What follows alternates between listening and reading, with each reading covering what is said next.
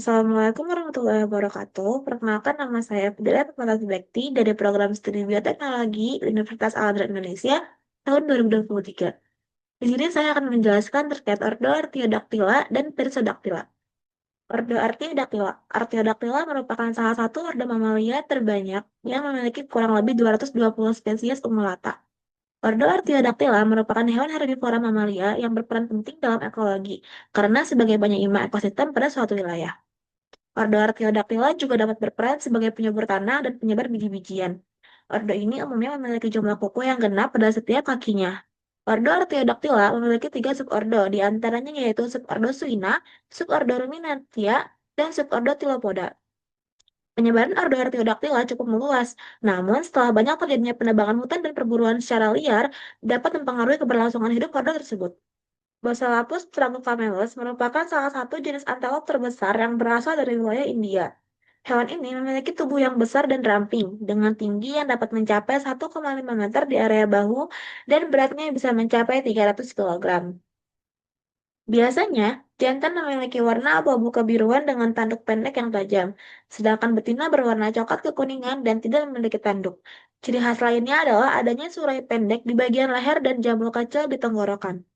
Nilgai dikenal sebagai hewan herbivora yang hidup di area padang rumput, semak, serta hutan yang terbuka. Meskipun mereka adalah hewan liar, nilgai seringkali terlihat di sekitar lahan pertanian karena mencari makan, sehingga kadang dianggap sebagai hama oleh para petani. Hewan ini aktif selama pagi dan sore hari, serta memiliki sifat yang pemalu dan waspada terhadap keberadaan manusia. Nilgai juga menjadi simbol kekayaan fauna unik dari India. Klasifikasi nilgaya itu termasuk ke dalam kingdom Animalia, film Chordata, kelas Mamalia, ordo Artiodactyla, famili Bovidae, genus Basilampus, dan spesiesnya Basilampus tragocamelus. Basilampus tragocamelus bereproduksi dengan periode yang berbeda-beda dan biasanya anakannya akan terlahir kembar. Sistem reproduksi ini mirip dengan hewan ungulata lainnya. Nilai yang berbeda kelamin akan dipisahkan sepanjang musim kawin yang terjadi kurang lebih selama sepanjang tahun. Meskipun demikian, Basilampus tragocamelus jantan yang lebih dominan akan menghampiri kelompok kelamin betina untuk melakukan aksi perkembangbiakannya. Basilampus tragocamelus betina mulai dapat hamil pada usia kurang lebih 3 tahun, sedangkan jantan akan subur pada 2,5 tahun. Namun, umumnya Basilampus jantan yang berusia 2,5 tahun belum mampu untuk bersaing dengan jantan lain hingga usianya 4 tahun. Masa kehamilan nilgai betina adalah sekitar 240 hingga 258 hari. Nilgai tersebar luas di India, Nepal, hingga Pakistan. Mereka juga ditemukan di Bangladesh, namun mereka dinyatakan punah secara lokal pada tahun 1930.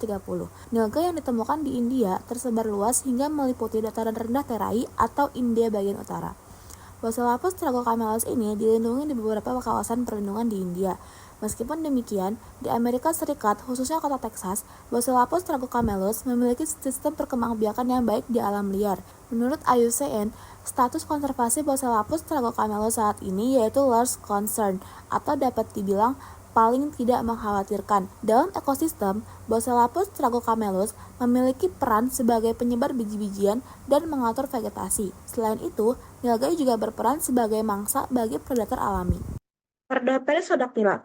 Ordo Perissodactyla adalah hewan mamalia yang hidup di darat dengan ukuran tubuh yang besar. Hewan pada ordo Perissodactyla umumnya memiliki jari kaki dengan jumlah yang ganjil dengan kuku di setiap jari-jarinya. Ordo Perissodactyla telah ditemukan pada 60 juta tahun yang lalu dengan spesies yang cukup banyak.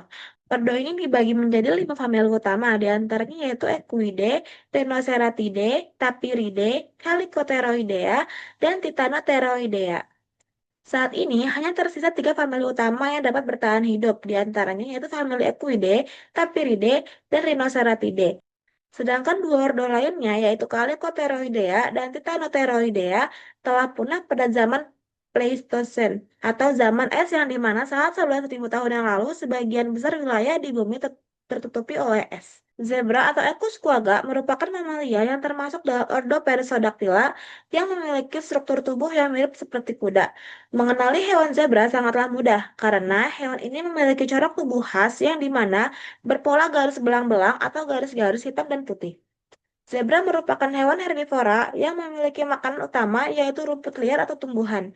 Hewan zebra umumnya bukan hewan yang bisa dipelihara karena hakikatnya Ia adalah hewan yang hidup di alam liar dan bebas. Maka dari itulah, hewan zebra seringkali menjadi sasaran empuk para predator seperti singa, harimau, buaya, dan hewan predator lainnya. Zebra umumnya hidup di daerah dengan banyak rumput liar di sekitarnya, baik itu padang rumput terbuka maupun padang rumput di tepi hutan. Hewan zebra ini terbiasa hidup secara berkelompok dan memiliki penglihatan serta pendengaran yang tajam. Selain itu, zebra juga memiliki kecepatan lari yang terbilang cukup cepat, yaitu sekitar 56 km per jam. Klasifikasi dari hewan zebra di antara lain termasuk kingdom Animalia, filum Chordata, kelas Mammalia, ordo Perissodactyla, famili Equidae, genus Equus, dan spesies Equus quagga. Equus quagga memiliki sistem reproduksi secara seksual, di mana mereka akan melakukan perkawinan secara langsung antara zebra jantan dan juga zebra betina. Equus quagga jantan akan mencapai kematangannya pada sekitar usia 5 tahun, sedangkan betina sekitar 3 tahun. Equus quagga jantan akan melakukan persaingan seperti perkelahian fisik untuk mendapatkan zebra betina dan melakukan perkawinan. Equus quagga betina yang hamil akan berlangsung selama 11 hingga dengan 13 bulan dan menghasilkan anakan zebra tunggal yang akan langsung dapat berjalan setelah lahir. Meskipun demikian, anakan zebra pasti akan mengikuti induknya untuk perlindungan dan juga untuk mendapatkan makanan. Equus quagga atau zebra dataran banyak ditemukan di wilayah Afrika Timur dan Selatan. Equus quagga umumnya tersebar di wilayah sabana, padang rumput, dan semi gurun. Meskipun Equus quagga tersebar di berbagai negara, spesies ini distribusinya telah menurun dari jangkauan historisnya. Berdasarkan IUCN, Equus quagga diperkirakan mencapai total 500.000 individu. Namun demikian, di beberapa wilayah terjadi penurunan drastis yang diduga disebabkan oleh perburuan liar, kehilangan habitat, serta persaingan dengan hewan-hewan ternak. Saat ini, Equus quagga memiliki status konservasi yang hampir terancam punah. Meskipun begitu, status tersebut dapat berubah seiring upaya konservasi yang dilakukan. Sekian pelaporan yang dapat saya sampaikan. Kurang lebihnya mohon maaf. Wassalamualaikum warahmatullahi wabarakatuh.